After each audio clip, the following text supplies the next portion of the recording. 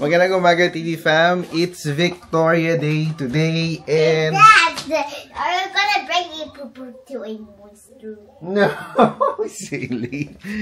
Anyway, nilaban ko na nga yung ano, no? So, sa inyong mga nandito sa Canada, no? Happy Victoria Day. And mapapansin nyo, ito yung kinuha natin kahapon na booster seat, no? Normally, yung mga ganyan kasi, nag-last yan between 8 to 12 years. So, this one, I think the manufacturer date is, I think, 2020 or 2019. Around that date. So, maganda pa siya. Maayos pa. And then, yung mga padding niya kahapon, nilaban ko na.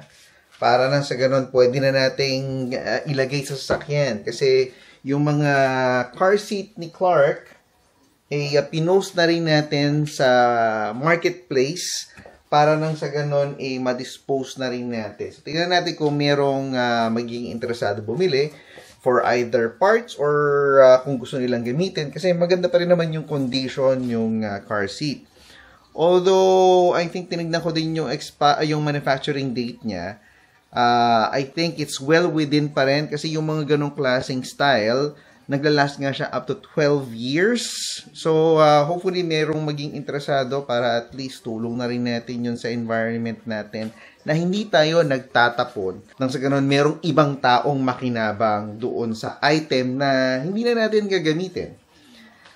So, today nga, si Joy, si Mommy at si Daddy, nagpunta sila sa Foodie World para nang sa ganun makalibot kahit paano. At tayo naman, kasama natin si Clark. Ito yun naman, kasama ko doon sa kwarto. And then si Calvin, kasama din natin dito. Hi, Cal. Hi. Good morning. Morning. Si Switch. Ay, kita nyo. Ipagpapatuloy natin yung pagpapak natin ng mga gamit. So, walang katapusan na pagliligpit talaga ang ginagawa natin. So far, nakakaano na ba kami? Around 7 to 8 boxes na ang napupuno natin. So, tuloy lang natin yan. Sa ganoon, malinis pa natin yung mga gamit natin sa mga drawers, closet, at saka kung nakita nyo yung previous video natin, malinis na yung ano natin dito. Yes, Clark? Is that a muffin? Yeah, you want some? Yep. Okay. Ito, pakita ko lang muna sa inyo, no? Di ba meron ako dito 3 garbage bag na punong-puno ng mga second-hand clothes. So, dinonate na natin yon. Kaya makita nyo, malinis na tayo dito. Sige, bigyan muna natin ito si Clark. You want? Huh? I want the chips. What chips? This one. Oh, okay. Sige, I'll give you. Si Clark, sa school, naghihingi ng Pringles. Ito, binili namin siya. Mukhang naubos mo na. I think you finished it. Oh, there's a little bit more. I'll put it here, huh? Okay. Wait. Hey, hey. I saw a little bit too. I need it. Okay, that's it. Anyway, habang kumakain si Clark, simulan na natin maglinis. Siguro, mabawasan pa natin yung mga kahon natin na nandito sa hallway natin. Bago pa natin umpisahan yung dapat nating gawin, uminom muna tayo ng tubig. Kasi, dahil ngayong araw nga, no, we're gonna make it an exceptional day. Exceptional day. Bakit? Dahil today, we've been eating kasi over the weekend. Dahil nga nag-anniversary tayo, kumain tayo sa labas, nandun tayo sa ganong mood na mag-celebrate, no? Inom tayong lemon water. Hydrate natin yung sarili natin. Ang hirap kasi na bumalik sa routine na, alam mo yung nasanay ka na nag-1 meal a day ka, and then dumaan yung bakasyon, no? Nagpunta tayo sa Pilipinas, tapos sunod-sunod yung mga okasyon. Dumating yung mga brother and sister-in-law ko with their families. Madaming birthdays, no? Madami tayong pinuntahan na may mga gathering, sobrang hirap bumalik sa sistema na kumakain ka lang ng isang beses ang araw. So ngayon, totally, ifo-force natin yung sarili natin na hindi kumain for the entire day. Hopefully, up to 48 hours, no? But ang small steps nga tayo, kumbaga, no? Let's aim for the 24-hour. Kung maging successful tayo doon, then tignan natin kung matutuloy natin for another 24 hours. Isa-shock natin yung system natin kasi ang hirap kahit na isa-psych mo yung sarili mo na kumain ka lang ng isang beses, pagka naharap ka na sa pagkain, nakita mo kumain yung anak mo, and then lumapit sa'yo, and then susubuan ka, hindi ka makaayaw. So, para maayos natin yan, for today, since walang pasok ngayon, no, walang rason para hindi natin matupad na hindi tayo kakain today. So, pag nakakaramdam tayo ng konting gutom, inom tayong tubig. No, yan parating gagawin natin. Continuously i-hydrate natin sarili natin today with lemon water. Anyway, tuloy na natin pag-i-empake. So, hindi ko alam kung saan ko natin susimulan siguro mainam nang simulan natin dito sa labas. Kasi yung mga box na nandoon, not man mga box, pero yung gamit ko doon sa drawer, nilagay ko na lahat. Kasi isang buong drawer, parang gamit ko yon for yung mga dati, sa computer, equipment, for vlogging, and mind you, talagang naging parang isang buong box na siya talaga. Ganun kadami. And to think, nagbawas na ako ng gamit nagmarami na akong nabenta dyan. Pero yung iba talagang kinikip ko pa rin. Dahil gusto ko, pati yung box kinikip ko pa rin. Kasi ako, usually, pag hindi ko na kailangan gamitin yung isang bagay, binibenta ko yan. And gusto ko, pag binenta ko, One more, Dad. Huh? One more chips. Oh, you finished it. I need to finish one more. You finished it. Look, it's all done. See? One more. Yeah, it's empty. Chips. So, yung sabi ko nga, no, gusto ko pag binenta ko siya, kasama pa yung original box. Ganun ko pinapakita na talaga inaalagaan ko yung isang bagay. Na pag alam kong ibebenta ko, yung original box niya, ikikip ko. So, kakakip ko nga, ayan, isang buong box na siya.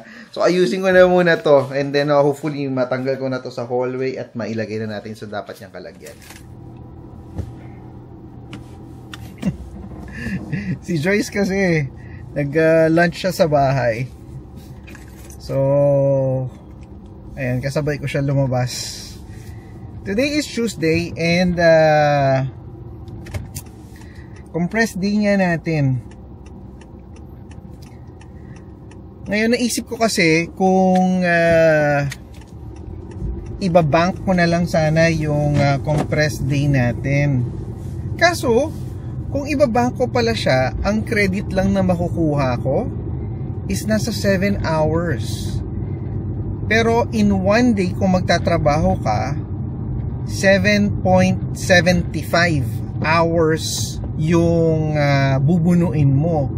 Kaya naisip ko, bakit ko ipagpapalit ang trabaho na ang makukuha kong credit lang is 7 hours versus gamitin ko siya, di ba? Na hindi ako magtatrabaho at 7.75. Yeah, kaya ngayon hindi tayo pumasok dahil parang at this point in time it doesn't make sense. Pero malamang magbabank talaga tayo ng compressed days natin siguro in the coming weeks dahil mag-a-allocate tayo ng oras para sa paglipat natin. Kasi nga, yung pag-move natin, no, kailangan ma-schedule yan nang nandoon tayo, and for sure, kailangan, matapos yan in one day. Hopefully, in 2 days, magawa natin na ma-move at makapag-settle in tayo the following day. So, ngayon, pupunta lang tayo dito sa Save on Foods. And makikita nyo, suot natin uli yung weighted vest natin para again Matagal na itong nabili eh. Nabili ito siguro last year. Last year pa? I think yes. Nakasil kasi ito last year. Si Joyce yung gustong bumili nito para magamit niya nga daw sa F45 pandagdag.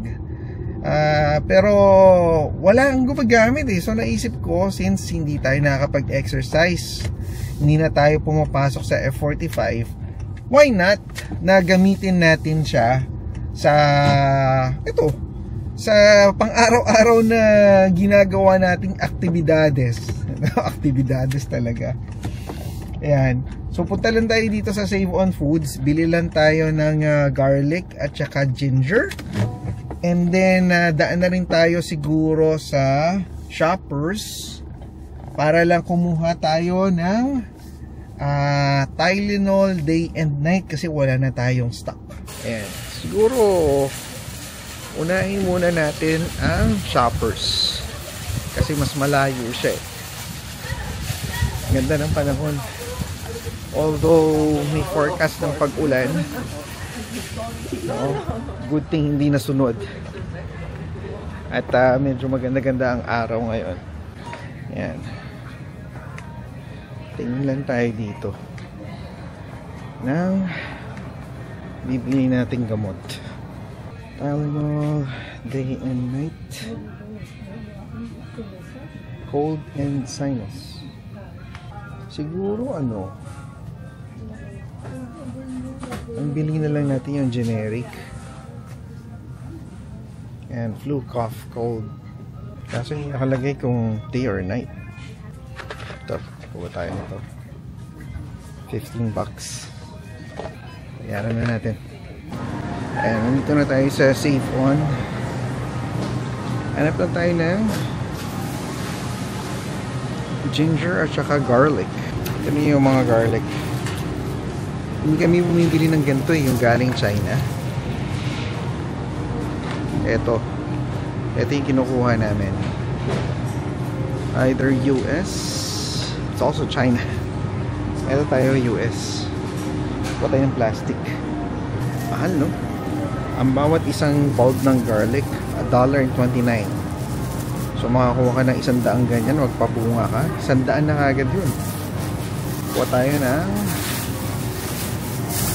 8, 7. Kuha tayo ng 7 pirasong garlic.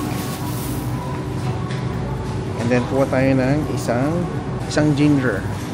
So doon tayo sa counter magbabayad para ma-enter natin yung card price ni Joyce. We're all set.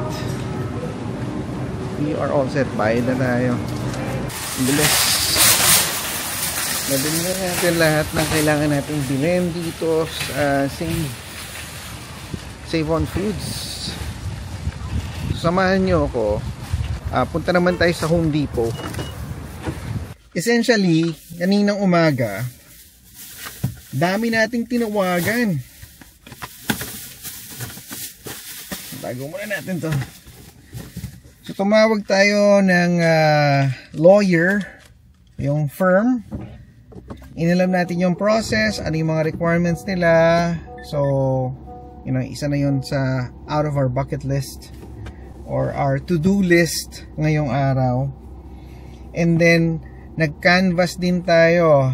We reached out to I think 3 or 4 na contractor na pwedeng gumawa nung ipapagawa natin dun sa lilipatan nating bahay. So kanina sinendan ko na rin sila ng floor plan, and then hinighlight ko yung areas na kailangan nating ipagawa para magkaroon tayo ng sense of the cost, more or less magkano pa ba ang kailangan nating iset aside para magawa yung gusto nating mangyari doon sa lugar natin. So hopefully makakuha tayo ng quotation in the coming days. Kasi importante yan eh. No, na ngayon pa lang magkaroon na tayo ng idea magkano ba ang gagastusin natin. As part of that, may nakausap nga ako na contractor. Ang sabi niya, some of the work na nabanggit natin baka hindi nila magawa. At isa na dyan yung plumbing.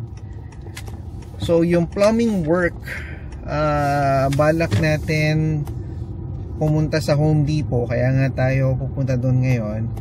At ang gagawin natin basically is aalamin natin ano ba yung mga equipment na allocated sa or available sa kanila na pwede nating mabili, and ano ba yung mga advantage and disadvantage ng mga units na binibenta nila. Siguro magtataka kayo, bakit ka sa Home Depot pupunta? Ang main reason natin kung bakit natin gusto sa Home Depot pumunta is basically to get a product na kung saan available siya sa mga commercial stores. So kung kinakailangan ng spare parts, no, a few pieces para mapagana mo yung unit, baka malamang kasi meron yung mga consumables. So yun yung mga balak nating alamin. Ano ba yung mga consumables na yan na available sa Home Depot? No, instead of going directly sa mga nagbebenta nung mga main products na yan. Kasi kung kaya naman natin gawin yung maintenance, 'di ba? Di tayo lang gumawa kasi nga kita nyo naman, 'di ba? Sabi ko nga sa inyo, ang mahal ng labor dito. Pag meron kang project, normally ang i-allocate mo is 100 to 150% nung material cost. So yun yung iniiwasan natin. So yan, sinishare ko sa inyo kung ano yung strategy natin para makatipid later on. Kasi kung available yung parts, I can just buy the part and then pwede ko nang i-service yung unit natin. Of course, no, hindi pa naman magtatapos dyan ang pag-re-research natin. Once malaman natin yung mga brand at may mga model na kine-carry ng Home Depot, magko-conduct pa rin tayo ng external research. Nang malaman natin ano ba yung may-yield na savings? No, kasi ang sabi nila, di ba nga, pagka tankless kasi, mas makakatipid ka daw sa kuryente. Baka naman napaka-minimal nung dollar value na tinitignan natin. So, i-consider natin yan. Kasi, in all honesty, so far, sa mga nakikita ko, yung pag-replace nung water heating system, nakikita ko nag-range siya between 4,500 to 6,500. So medyo mabigat, no? At medyo na-worry tayo in a sense dahil we need to make sure that we have enough funds. And siguro dahil nga, 'di ba, na-delay na rin yung turn over sa atin or yung possession date natin, no? We will be sticking with the original one, I think 3rd week of July. I think maybe that's part of the reason, no? Para at least you have more time na makapag-save, no? Close to what? 2 months ang natitira pang oras or 1.5, and you can actually save for the upcoming expenses, no? So ideally yung mga yon magawa natin bago pa tayo mag-move. And also sabi ko nagtawag din pala ako ng mga moving company. Diyos ko, isa pa pala yan. Alam mo bang yung price ng pag-move, napakamahal din. Ang sabi nila, it will average 4 to 6 hours ang trip nila, no? And doon sa kinote sa akin, parang 175 per hour ang fee ng moving company. So kung i-multiply mo yon, kahit na 4 hours mo na siyang iset, nasa $800 plus 5% PST and 7% GST. So kulang-kulang $1,000. Hindi siya cheap. No, it boils down to that. Hindi siya cheap. So, medyo the plants is moving. kailangan lang natin i-stagger or ano ba yun, i-plot yung timeline para nang sa ganun malaman natin sino ba yung maunang darating, ano yung mga first na kailangan gawin. Kasi based on sa pag-uusap namin nung a few contractors na nakausap natin via phone, they think if it's not really structural, it's not gonna need a permit. Pagka kailanganin daw ng permit, depende daw yan kasi sa sa mismong strata, then that would require an additional 19-day period to secure a permit. Tapos isa pa sa mga recommendation ng contractor is you could actually get an as-built plan nung unit mo sa city. You know, ang fee according doon sa nakausap natin is $5. So we'll see. I think that might be a good idea. Para na sa ganun malaman natin meron bang plumbing na dumaan doon sa wall na balak natin tanggalin, meron bang electrical na dumaan, para as early as now they can accurately provide quotation based doon sa asking. City of mine, how I love the city of mine. It never gets me down.